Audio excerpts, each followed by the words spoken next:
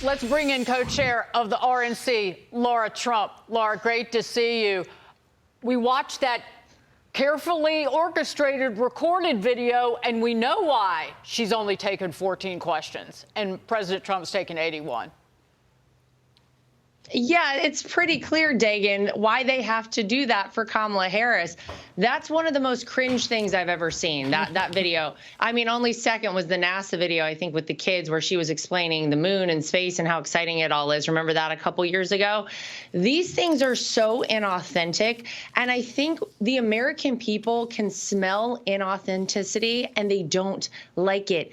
It's one of the reasons Donald Trump is so popular. They couldn't be more polar opposites. You have on the one side Donald Trump, who just goes for 90 minutes and takes any question from the press. That he's happy to answer anything. He talks to everybody. He's transparent. Some people might say to a fault. And then on the other side, you have these recorded, very scripted, very cringy videos from Kamala Harris.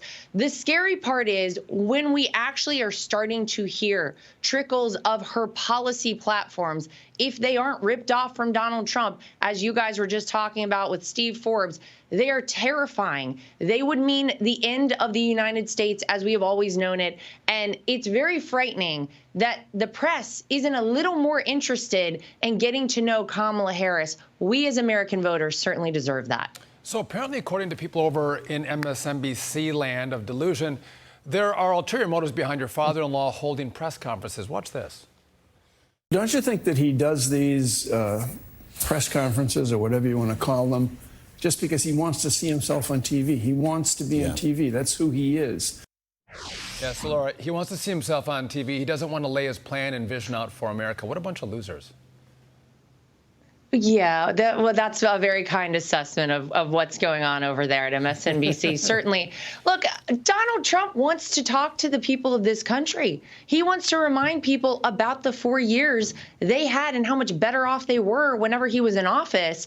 And this is what you want in a leader. You want someone who is transparent. You want someone who is engaged. You want someone who has successfully done the job before. And you have two people right now who have been in the White House, who have had the opportunity to lead this country. You have Donald Trump on one hand, and you have Kamala Harris on the other hand. And the idea that Kamala Harris wants people to give her another shot, that she went through a whole litany today in her speech in Raleigh of the problems in this country.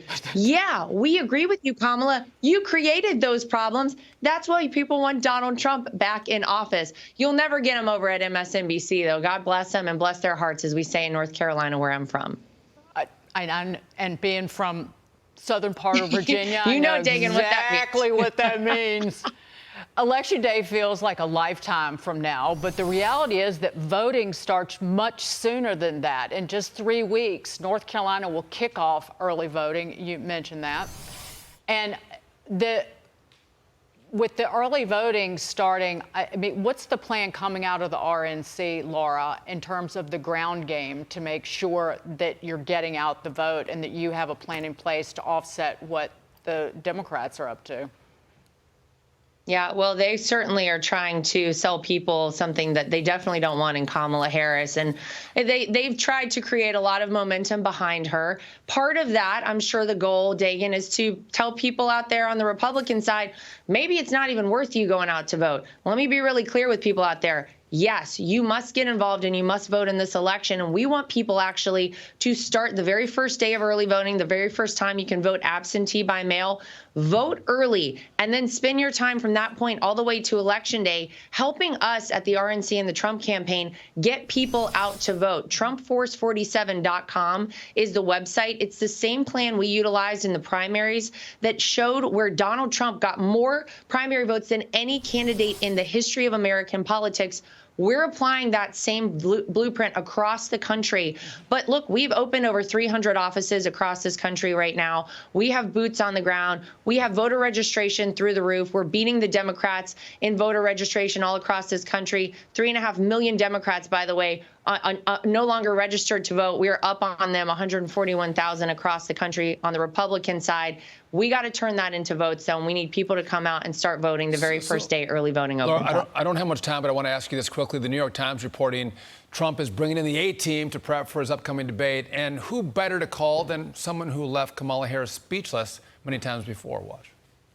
What Senator Harris is doing is unfortunately continuing to traffic in lies and smears and innuendos because she cannot challenge the substance of the argument that I'm making, the leadership and the change that I'm seeking to bring. Is Tulsi helping the campaign out? Tulsi eviscerated Kamala Harris in 2019. There's no doubt. And we've been very happy to have her play a big role. She's part of our team. And she is going to be one of the people who's helping Donald Trump prepare for the September 10th debate. So get the popcorn popping, guys, because it's going to be good. We cannot wait. Laura, have y'all agreed to a second date for President Trump to debate Harris yet? Well, we've said, Donald Trump said he wants to do 3, but we're waiting on the Harris campaign to respond. They've only confirmed that they will do the 1. Okay. Yeah, we'd love more. Lara Trump, thank you so much. We appreciate it. Thanks, guys.